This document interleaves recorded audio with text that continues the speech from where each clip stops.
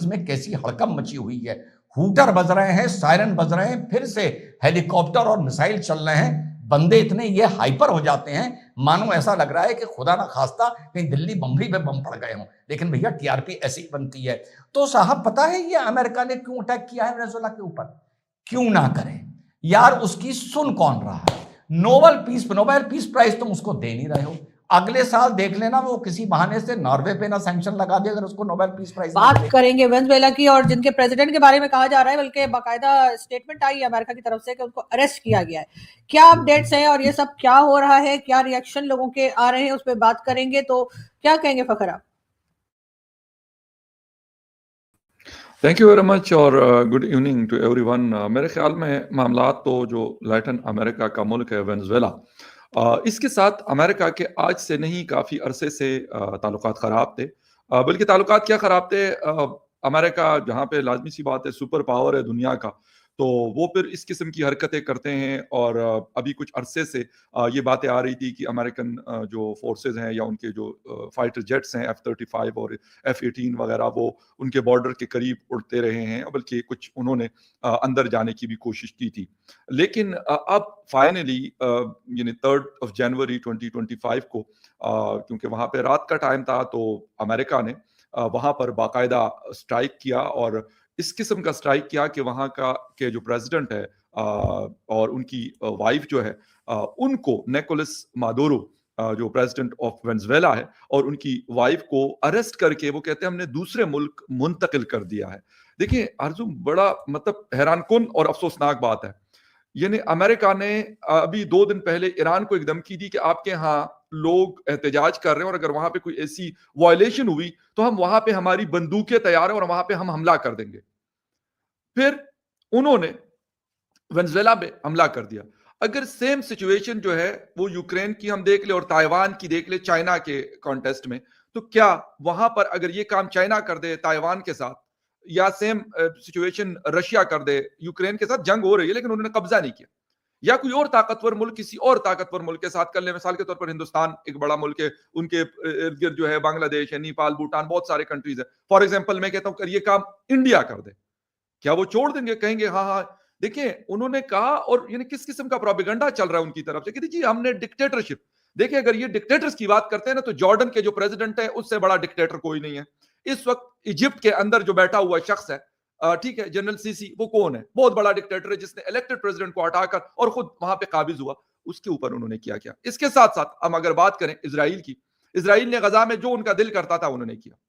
उनको international court of justice ने, ना पाकिस्तान की किसी अदालत ने, ना हिंदुस्तान की किसी अदालत ने, ना अफगानिस्तान की किसी अदालत ने कहा कि इसको अरेस्ट कर दे।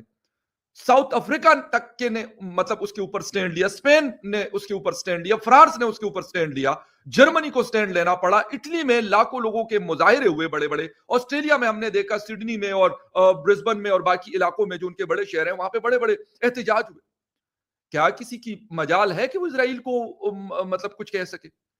किस किस्म की मतलब ये सिस्टम चल रहा है? मेरे ख्याल में मुझे तो दुख इस बात का हो रहा है कि अभी तक मेरी नजर से सिर्फ और सिर्फ रशिया वो है जिन्होंने जिसे कहते हैं एक फॉर्म स्टैंड लिया है, क्लियर स्टैंड लिया हुआ है कि भाई ये कौन सा तरीका है आपका जो आप उधर कर रहे हैं। चाइना भी है, यकीनन चाइना भी इस बात से कोई खुश तो नहीं है और ना होगा।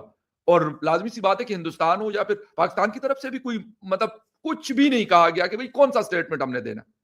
मामला यह कि आप इस तरह की चीजों के ऊपर भी अगर आपकी क्लैरिटी नहीं आती, चले गजा का तो हमारे कुछ लोग कहा करते थे कि जी मुस्लिम कंट्री है तो इसलिए ये उसके ऊपर बात करते। वेनेजुएला भी क्या मुस्लिम कंट्री है? एक क्रिश्चियन मुल्क है और अमेरिका का पड़ोस में है, लैटिन अमेरिका, लातीनी अमेरिका है। लेकिन उनका गुनाह क्या है? गुनाह उनका यह है कि उनके पास बहुत ज्यादा एक ऑयल रिच कंट्री है और मतलब तेल तो कुदरत ने दे दिया उनको, लेकिन साथ में गुर्बत भी है। और हालांकि मैं ये कहूंगा कि एयरफोर्स के पास मैं एक रिपोर्ट पढ़ रहा था कि F-16 और इस किस्म के जहाज भी उनके पास मौजूद है और एक बड़ी फौज भी मौजूद है। और उनके जो प्रेसिडेंट है उन्होंने अभी कुछ दिन पहले एक स्टेटमेंट दिया था कि हमारे पास तकरीबन पता नहीं 30 लाख के 25 लाख लोगों ने रजिस्ट्रेशन करवाई हुई है कि अगर हमारे ऊपर कोई हमला होता है तो हम रेजिस्ट करेंगे। लेकिन this is not the way कि अगर आप किसी को अरेस्ट करके और आप उसको जस्टिफाई भी कर रहे हैं कि बहुत अच्छा ऑपरेशन हमारी फोर्सेस ने किया है। ये फोर्सेस नहीं है, ये गुंडागर्दी है, क्लियर कट गुंडागर्दी है, कोई किसी भी कंट्री में करे। इसका मतलब यह कि जो ताकतवर है वो किसी भी कमजोर के ऊपर चढ़ दौड़ेगा, उसके मुल्क और उसके प्रेसिडेंट और उसकी वाइफ को उठा के साथ ले जाए।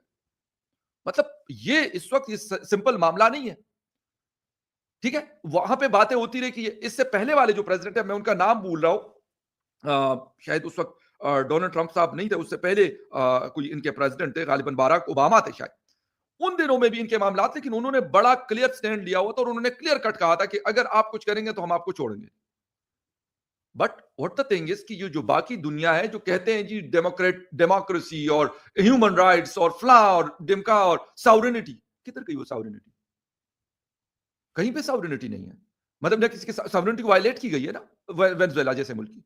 बेशक वो छोटा मुल्क है, बड़ा मुल्क है, अमीर मुल्क है, गरीब मुल्क है, इसका किसी से क्या लेना देना। लेकिन क्या अमेरिका को कोई ये कहेगा, कोई लगाम डालेगा कि आप किस तरीके से किसी मुल्क पे इस तरह हमलावर हो सकते हैं? इन लोगों ने, मैं कहता हूं कि दुनिया को एक, जिसे कहते हैं ना जहन्नुम, ये लोग बनाते हैं। कहा तो जाता है ना ये फ्ला टेररिस्ट ऑर्गेनाइजेशंस भी हैं, लेकिन उनको भी कहीं ना कहीं ऐसी सपोर्ट होती है बड़ों की जो वो सारी चीजें कर रहे होते हैं।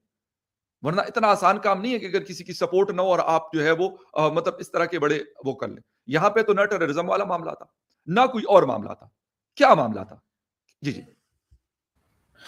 लेकिन इस वक्त आपका क्या ख्याल है, पाकिस्तान किस पोजीशन में आ जाएगा? इसलिए कि ये तो बिल्कुल वही बात हो गई जब सऊदी अरेबिया और यूएई के बीच में क्लैश हुए थे, तो पाकिस्तान की कहा जा रहा था कि भाई अब ये किसका साथ देंगे। तो अभी क्या, जैसे लोग पूरी दुनिया में बात कर रहे हैं अमेरिका की और ट्रम्प की गलत पॉलिसीज की, क्या पाकिस्तान कुछ बोल पाएगा? लेकिन और अब अगर उसने ठान लिया कि जब तुम मेरे कामों की इज्जत कर ही नहीं रहे हो तो मैं भी दूसरे तरीके से दिखा दूंगा कि मैं कितना ताकतवर आदमी हूं। उधर गाजा में ऐसी की तैसी हो रखी है, स्टेबलाइजिंग फोर्स बन नहीं पा रही है। कोई भी मुल्क अपने सैनिक गाजा भेजने को तैयार नहीं है। इसराइल का जो चाह रहा है वो कर रहा है। स्टेबलाइजिंग फोर्स पहुंचे, गाजा का रिकंस्ट्रक्शन शुरू हो तो ड्रम के खानदान वाले अपनी अपनी कंस्ट्रक्शन कंपनीज वहां ले जाकर इनके टेन्योर खत्म होने से पहले वहां पर जाके खरबों कमाएं। उधर यार पुतिन और जेलेंस्की ने, सही मानो यार, मुझे पागल कर दिया है। रोज सुबह उठ के बैठता हूं, मुझे समझ ही नहीं आता कि कौन किसको मार रहा है, कौन पीट रहा है, कौन जीत रहा है, कौन हार रहा है और किसकी जान को खतरा है।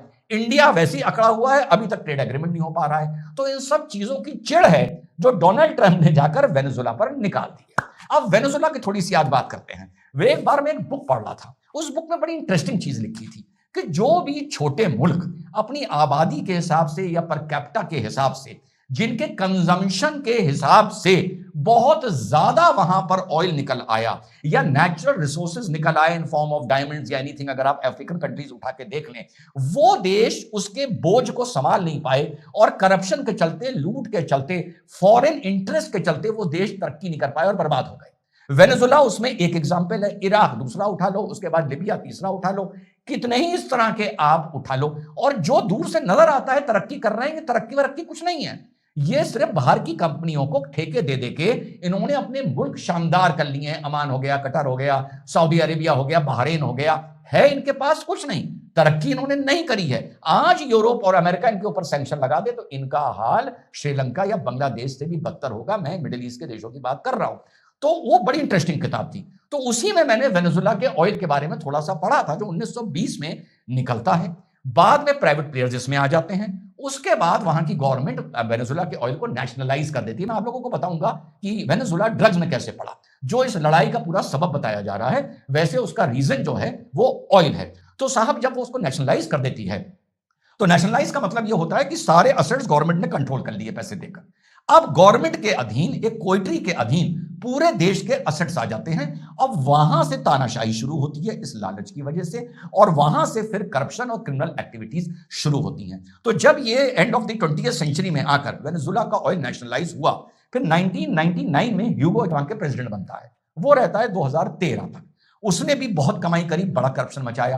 उसके बाद आ जाते हैं आपके मदुरो, जो अभी तक 2013 में वो आता है और अभी तक बना हुआ है, जिसके अगेंस्ट हेलो दोस्तों, स्वागत है एक बार फिर से हमारे नए चैनल हिंदुस्तान टॉक में। दोस्तों अभी तक हमारे चैनल को लाइक, सब्सक्राइब, कमेंट नहीं किया है तो ज़रूर कर दे, ताकि ऐसी ही लेटेस्ट अपडेट हमारे चैनल पे आपको हमेशा मिलती रहे। दोस्तों जिस तरह से वेनेजुएला की राजधानी यानी कि काराकास को शुक्रवार को काफ़ी ज़्यादा यूएस की तरफ से हमले किए गए हैं, और जो काराकास है वो एक आग के गोले में तब्दील होती हुई दिखाई दे रही है। जिस तरह दोस्तों यहाँ पर यूएन ने चिंता भी जताई है और वेनेजुएला पर जिस तरह से हमले हुए हैं, और डोनाल्ड ट्रंप चाहते हैं कि भाई हमारा जो वर्चस्व है वो हमेशा कायम रहे, और उन्होंने काफ़ी सारी चीज़ों की मांग की थी, जैसा कि आपने काफ़ी समय पहले देखा भी था, और वो उनकी मांगें पूरी नहीं हो पाई। तो उन्होंने कहा हम जिस तरीके से निकालना चाहें उस तरीके से अपनी जो चीज़ें हैं वो निकालेंगे।